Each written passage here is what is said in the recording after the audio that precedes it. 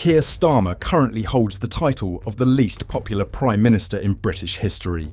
There is no denying that the number of people who detest him is on the rise, all due to his dictatorial nature and cowardice. However, what is even more concerning is that Starmer has attempted to cover up a recent terrorist attack, leading to widespread outrage among the public. As the truth comes to light, his political opponents have wasted no time in demanding his immediate resignation. Let's delve into the details of this shocking incident right now and catch up on the latest news from across the country. But first, be sure to hit the like button and subscribe to the channel so you don't miss any crucial political updates. Recently, an 18-year-old man has been charged with the murder of 3 schoolgirls in Southport and attempted murder of 10 others. This individual also faces more serious charges related to attempting to manufacture a biological weapon using ricin, an extremely dangerous poison. Furthermore, Axel Rudakubana is also being prosecuted under the Terrorism Act for possessing an Al-Qaeda terrorist handbook. This shocking information was revealed by Merseyside police. After 3 months of investigation, authorities previously confirmed that they found no links to terrorism in the attack that occurred on the 29th of July. At a press conference at Merseyside Police Headquarters, Chief Constable Serena Kennedy informed the media that new evidence had been discovered during a search of Rudakubana's home following the attack. Chief Constable Kennedy stated that a suspicious substance had been found and sent for analysis at the government's Porton Down Science, Technology and Defence Laboratory in Wiltshire. The analysis results confirmed that this substance was indeed ricin. Authorities have asserted that ricin was not used in the Southport attack, and no traces of the toxin were found at the scene. Currently, Rudakubana faces 3 counts of murder, 10 counts of attempted murder, and 1 count of possession of an offensive weapon. Merseyside police have reported that, in addition to the ricin found at the suspect's home, investigators also discovered evidence that he had downloaded a terrorist handbook. The aftermath of the Southport attack has led to a rise in violence across various towns and cities in England and Northern Ireland. Additionally, misinformation has stirred public outrage. Axel Rudakubana is set to appear in Westminster today to face new charges. Many have condemned Keir Starmer, a political figure involved, for misleading the British public in an attempt to protect a terrorist. There have been calls stating that Keir Starmer must resign immediately. Critics argue that there is no turning back for him after these events and deem him a disgrace to politics. The dad of 3 daughters, the Southport attack hit me personally. Of course, the legal process needs to be respected, but I'm seriously concerned that the facts may have been withheld from the public here. The government and authorities told us for months that they were not treating this as a terrorist incident. But today, the attacker has been charged with terrorist offences, and it has been revealed that he has been allegedly reading terrorist manuals. This atrocity was of immense public concern. The public had the right to know the truth right away. Any suggestion of a cover-up will permanently damage trust in whether we are being told the truth about crime in our country. So Keir Starmer must urgently explain to the country what he knew about the Southport attack and when he learnt it. Robert Jenrick called on the Prime Minister to provide the public with clear information regarding the incident. He expressed that the Southport attack had deeply affected him personally, especially as he is the father of 3 daughters. While it is essential to respect legal proceedings, many are concerned that the truth may have been concealed from the public. The government and authorities have claimed for months that they do not view this as a terrorist incident. However, today, the attacker has been charged with terrorism-related offences, with evidence suggesting he had accessed terrorist instructions. This crime has raised significant concerns among the public. Everyone has the right to know the truth immediately. Any signs of information concealment would severely undermine public trust in the government's ability to disclose the facts about domestic crime. Therefore, Keir Starmer must swiftly explain to the public what he knows regarding the Southport attack and when he became aware of this information. Once again, there is no turning back for Keir Starmer after these events. This truly is a disgrace for a Prime Minister.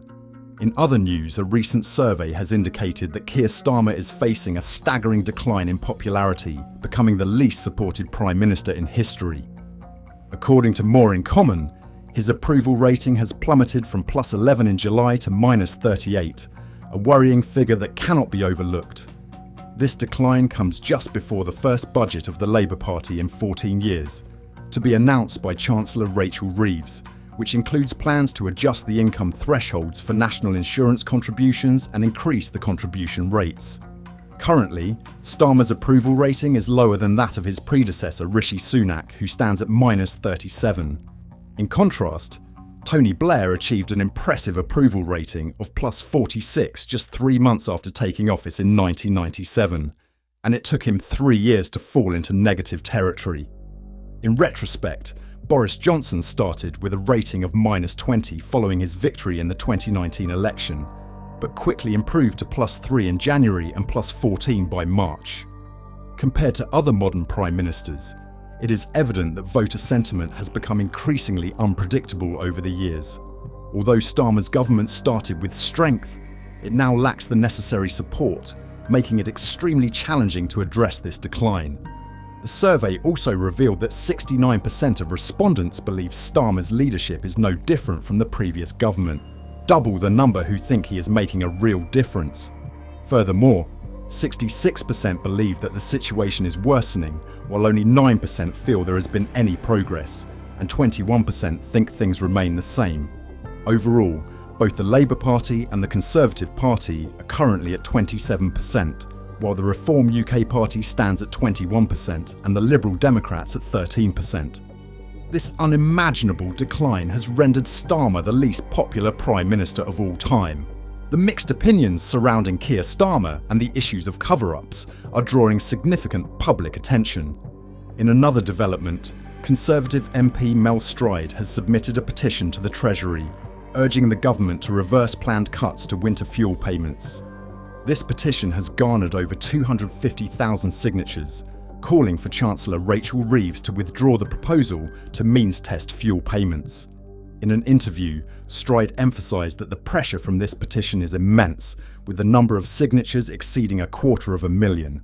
He urged the government and Rachel Reeves to take urgent action to overturn this decision, which would entail a review of the winter fuel payment assessment. According to Stride, these cuts will adversely affect 10 million pensioners, 2/3 of whom, living below the poverty line, will lose their benefits. He asserted that this is unacceptable.